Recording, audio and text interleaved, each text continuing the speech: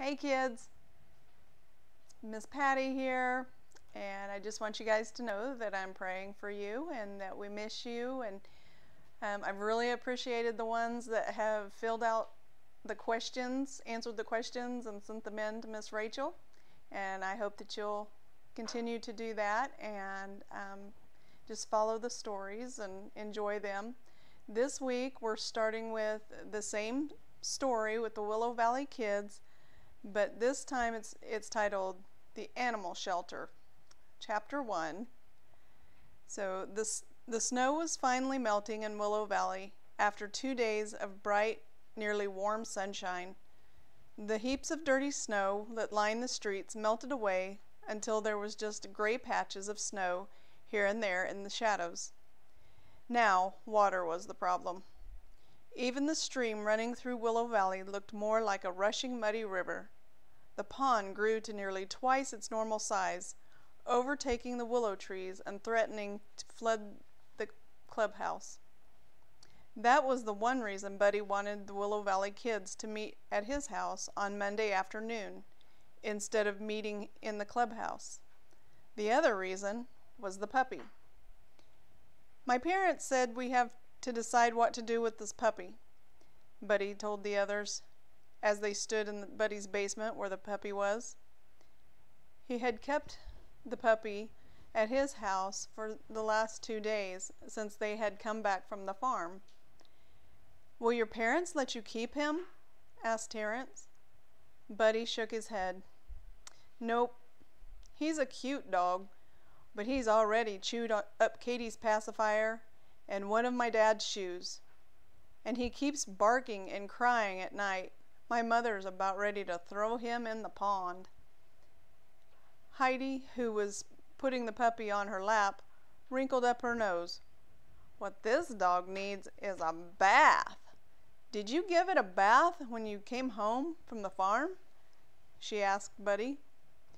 "No, I guess I hadn't thought of that." "Come on, Emily," Heidi said, standing up with the puppy in her arms. "Let's ask Mrs. Riley if we can clean him up in the laundry room sink. You boys can figure out what to do with him while we give him a bath." Buddy watched them go up the stairs. Then he turned back toward Michael and Terrence, shoving his hands into his pockets. "Well, it's clear that I can't keep him. What about you two?" "We already have one dog," said Michael. "I don't know if my parents would let me have another one." "As I see it, we have 2 options," Terrence said in a business-like voice. "Either we can take him back to the pet store, or I could keep him." "You could keep him?" asked Michael and Buddy together. For some reason, they had never considered the idea that Terrence might want him. "Well, we don't have any pets at my house," said Terrence. "And I kind of like this little guy." "That settles it then," said Michael happily. "What are you going to name him, Terrence?" "I've been thinking about that, actually. I think I'm going to name him Daniel." "Daniel?" blurted out Buddy in surprise. "Dogs should be called things like Rover and Buster. Daniel is a people name." "Daniel escaped from the fiery furnace and from the lion's den," said Terrence. "Who knows what this poor puppy has escaped from? And I might call him Danny for short." "Sounds fine to me," said Michael. A little while later, the girls returned carrying Danny, bundled up in a towel. "Did you know that he's not really brown?" asked Emily, laughing. "He's actually more yellow. You should have seen all the dirt that came off of him." "Terrence is going to keep him," Michael told Heidi and Emily. "He's naming him Danny, after Daniel in the Bible." "That's a great name," said Heidi, cuddling the puppy up under her chin.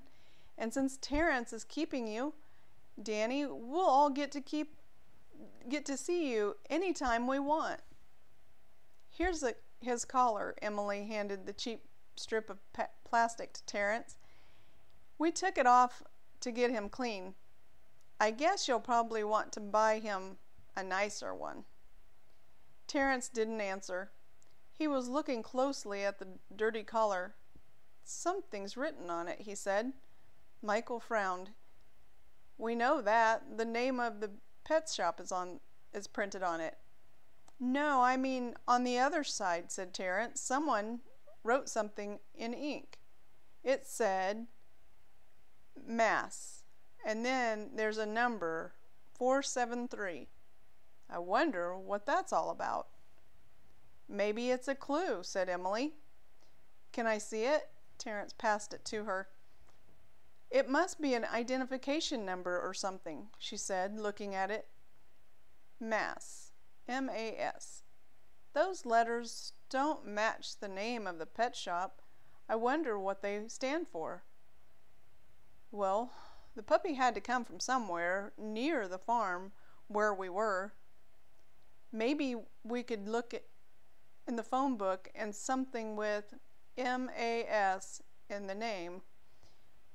We don't have a phone book for that area, said Terrence. But we might find something on the internet, if Buddy's parents will help us. 10 minutes later, the children crowded around Mrs. Riley as they sat at the computer in the kitchen. So what is it that you're looking for? She asked. Something with the letters M-A-S in the name, from the area where the farm is, Michael told her. Let's see, said Mrs. Riley, typing on the keyboard. First, I'll call the local directory for that area. Here it is.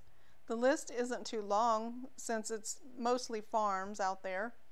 Do you want me to print it for you? That would be great, Emily said. Thank you, Mrs. Riley. The printer whirred into action and soon spit out 3 sheets of paper. Emily, Michael, and Buddy each took a page and began to read the names of the businesses. Do you see anything? Asked Heidi. Not yet, Michael frowned and squinted at the page he was holding. This might be it, said Buddy. It has Mitchell's Animal Shelter. An animal shelter? Said Emily. Do you think the puppy came from there? Mrs. Riley looked over Buddy's shoulder at the address. That's only about 2 miles down the road from your grandparents' farm. It's possible, I suppose. Why would stolen animals be at an animal shelter? Asked Buddy. That doesn't make any sense. Why would someone steal the animals and then turn them into the shelter? Well, nothing else on the list matches these letters, said Heidi. Emily clenched her fists, and her eyes burned with the intensity of the emotions inside of her. I want to go there, she said. I want to go there now. She felt closer than ever before to her poor little Cinderella.